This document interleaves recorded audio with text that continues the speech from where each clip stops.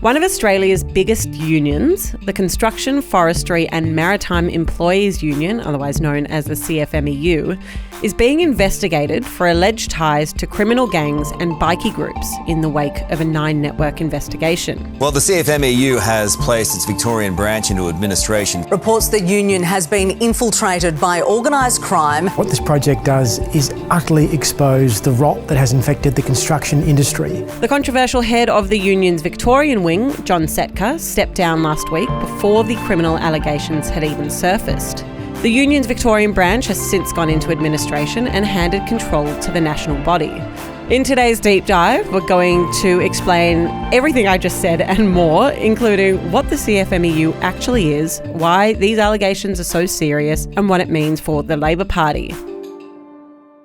One of the country's biggest unions is being investigated for alleged ties to criminal gangs and bikie groups. As you would have heard in the introduction, we are talking here about the CFMEU, which is the Construction, Forestry and Maritime Employees Union. And I feel like the gut instinct for a lot of people will be, well, I'm not working in those sectors. I might want to tap out of this story, but it's really important. Talk me through why it is such an important story.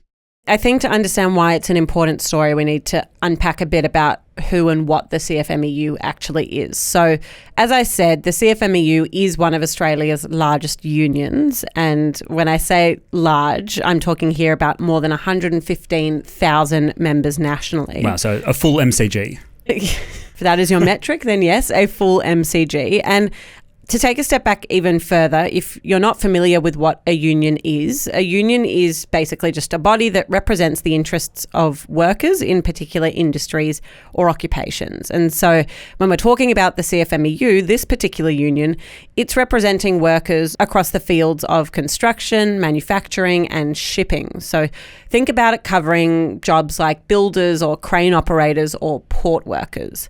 Since it was first set up as the Building Workers Industrial Union of Australia in 1962, so it's a fairly old union, the CFMEU has, over time, advocated for improving wages and conditions for its members. Okay, so this is a really large union, lots of members, and that's where they get part of their influence from. But another part of their influence is from their connection to the Labor Party, right? Exactly. So if we think of why this story is important for two reasons, the first is the sheer number of members that the CFMEU has, making it one of the biggest unions in the country. But the second is because of the relationship between the CFMEU and the Labor Party. Now, the Victorian CFMEU is a registered member of the state branch of the Labor Party. And this basically means that it regularly donates to the Labor Party to the tune of some $3 million during the last federal election. That's a lot of money. Yeah, it's a big one. And it also means that the CFMEU has a certain degree of power when it comes to the Labor Party. So especially when we're talking about Victoria, there is this kind of intrinsic connection between the two. Okay, so that sets a bit of the context for why allegations uncovered this week might have been significant. What were the allegations themselves? Yeah, so as I said a bit earlier, all of these allegations were uncovered by the Nine Network, and I really would encourage you to read or to watch the joint Sydney Morning Herald, Age and 60 Minutes investigation. It was led by an incredible journalist, Nick McKenzie, who is responsible for so many groundbreaking investigations in this country. And I do think that you should go to the source material, and we'll throw that in today's show notes. But if you're short for time, I'll give you the TLDR, which is essentially that the investigation uncovered alleged links between criminal figures and the CFMEU. This included bikie gangs and convicted criminals being appointed as senior union delegates and then engaging in alleged bribery. It called this alleged connection between underworld figures and the CFMEU a cancer on the union. Now, Nine reported that the CFMEU had allowed criminal figures to work on large government-funded projects. And of course, if it's government-funded, then that's taxpayer money. And so you see why this is becoming such a big problem. And that some of those projects included Victoria's $100 billion Big Build road and rail infrastructure program. And anyone who is listening from Victoria would be well acquainted with that program.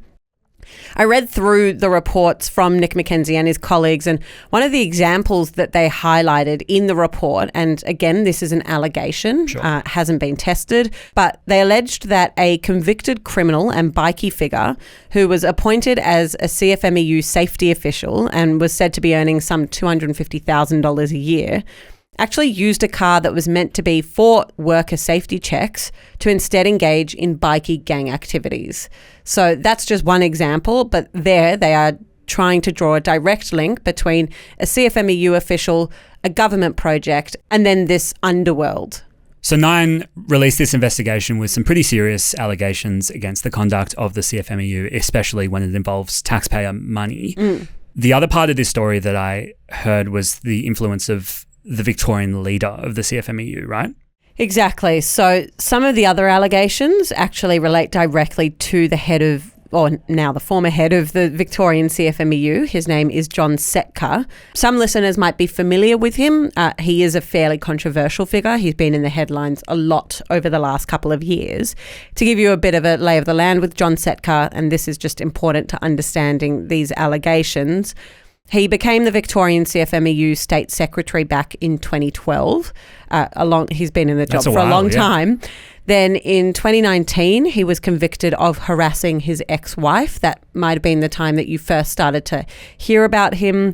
Then in the same year, he resigned from the Labor Party. That was following pressure from then opposition leader, but now, of course, Prime Minister Anthony Albanese, over comments Setka was believed to have made about domestic violence prevention campaigner Rosie Batty. Now, John Setka denied the remarks, but he still resigned from the Labor Party before essentially being pushed as such. And so when it comes to this latest investigation, Nine is alleging that Setka engaged in abusive behaviour and that he also maintained these personal close relationships with underworld figures directly. And I mean, they had a number of messages, text messages, photos and the like to what they say demonstrate a relationship, a direct relationship between these figures and John Setka in his capacity as the head of the Victorian CFMEU. And I'm interested to hear how he responded to these allegations. I heard you say former leader now, so that's obviously a bit of a giveaway. Yeah, exactly. So he actually got ahead of the allegations. He resigned before Nine had published its investigation. So he resigned as the Victorian branch secretary last Friday. And when he did resign, he said that it was because he was being repeatedly questioned about wrongdoing.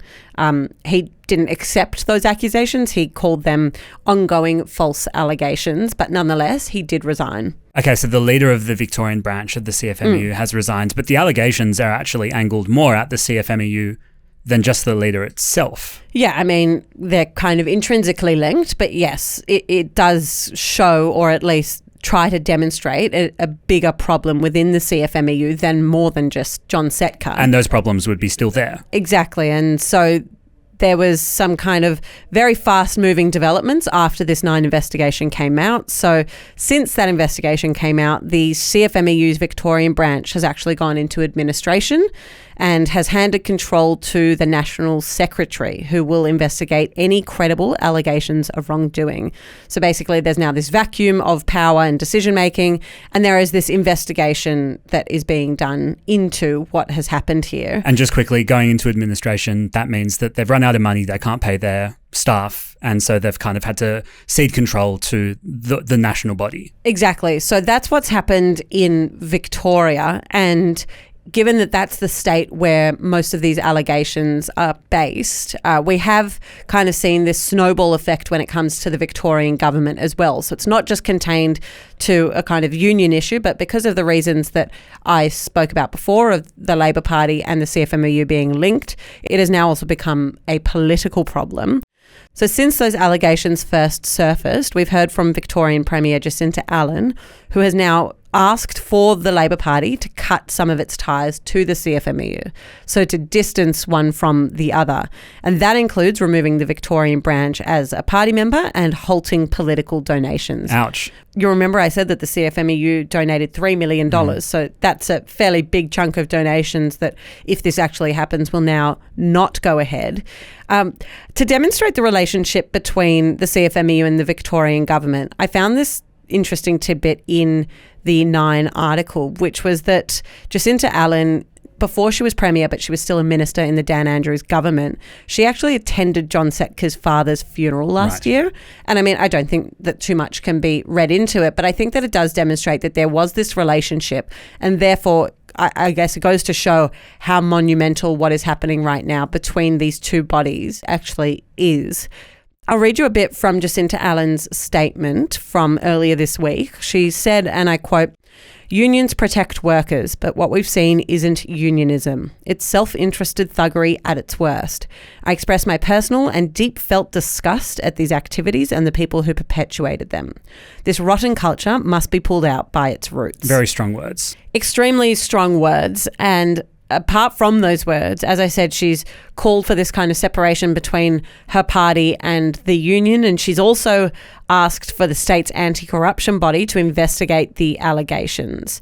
She did say, though, in that statement that the conduct of unions is regulated under federal, not state laws. So pass a bit of the buck upwards to the Albanese government there. Always a smart move if there's a kind of hairy topic like this one. Now the federal government's involved. Have we heard from the Labor government? Well, Industrial Relations Minister Tony Burke said that he had requested advice on the next steps that he could take to address the allegations against the CFMEU. He told Insiders, which is an ABC program, on Sunday that the reports were completely unacceptable, and he didn't rule out deregistering the union.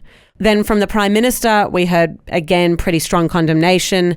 Anthony Albanese said in an interview this week that he has a very clear message for the CFMEU, which is that they need to clean up their act. He said, "I have zero tolerance for it. The revelations that have been made in recent days need to be condemned in the strongest possible terms." So it's really become kind of a political hot topic as to what the future of the CFMEU really looks like. It is, and I just want to reiterate how significant this is. For example, Foreign Minister Penny Wong, she worked for the CFMEU early in her career. Like, these politicians, many of whom have come through the unions, you know, they need to now create a precedent or kind of a playbook for what happens moving forward and how they're going to regulate this relationship with the unions. And I imagine the federal opposition has jumped on this. Yeah, so one of the particularities of our political system, of course, is that the unions don't have links to the coalition. And so they can kind of stand back and, as you said, criticise. So we had Shadow Industrial Relations Minister Michaelia Cash saying the depth of criminal infiltration is extremely disturbing. She called for the now dissolved construction regulator, it's called the Australian Building and Construction Commission, to be reinstated. Now, the current government actually abolished that commission back in 2023. And Cash blamed that decision for basically giving what she said was Setka and his allies effective control of the construction sector. A very interesting story that kind of reveals a little bit more of how politics in Australia can operate. I appreciate you saying it's an interesting story because I don't know if everyone agrees, but I think it's a really important story. Yes. I think that it's really important for setting the standard and, as I said, kind of establishing how this relationship works. We've got Labor governments in every single state and territory and federally, of course, except in Tasmania. And I think that this is going to be a really, really important story moving forward, and we'll have to keep an eye on Victoria and see what happens there. I heard somebody say this week that it's a story about how the sausage is made, and I think that's always a worthy podcast. Thanks so much for that, Zara, and thank you for joining us on the Daily Aus today. If you learned something from today's episode, I'd love you to hit subscribe if you're listening in whatever podcast app. If you're watching us on YouTube, you can just click subscribe. It really sends a signal to all of these people that we work with, Spotify, Apple, YouTube, whoever, that you want to be here and that you really appreciate hearing our podcast every day, and that means the world to us. We'll be back again tomorrow. Until then, have a great day.